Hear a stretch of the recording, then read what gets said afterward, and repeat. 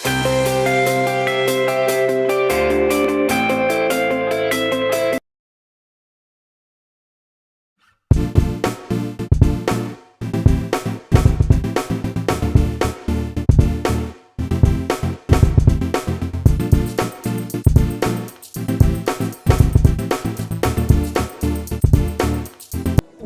Maligayang pagdating sa pamilya ng Diyos.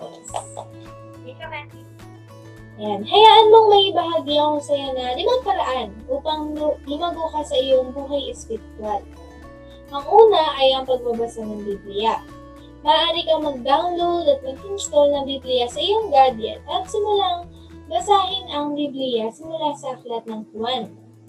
Ang pangalawa naman ay ang pananalangin. Simula ngayon, maaari ka ng direktang manalangin sa Diyos sa pangalan ni Jesus. Ang pangatlo ay ang pananambahan. Inaanyayahan kitang sumamba sa amin tuwing linggo at magpapadala ko sa iyo na ining mamaya tungkol dun sa mga karagdagang impormasyon.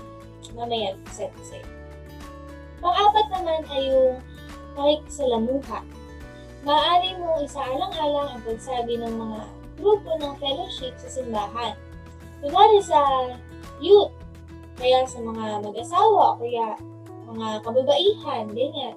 Upang makalala mo yung mga kapwa nating mananampalataya na magka-age natin, gano'n. Ang pang-5 naman at ang panghuli ay ang pagpapatotoo. Hinihikayat kita na magsimulang ibahagi ang mabuting balita sa iyong mga kamag-anak o kaya mga kaibigan. Maraming salamat, Casey, dito sa time na ito na binigay mo at inaasahan ko na itong binahagi ko sa iyo ay pahalagahan mo rin. O naman, papahalagahan ko rin. Maraming salamat din, Candy, sa naging sobrang makapulong sa akin. Thank you! Bye-bye! Bye-bye! Ades!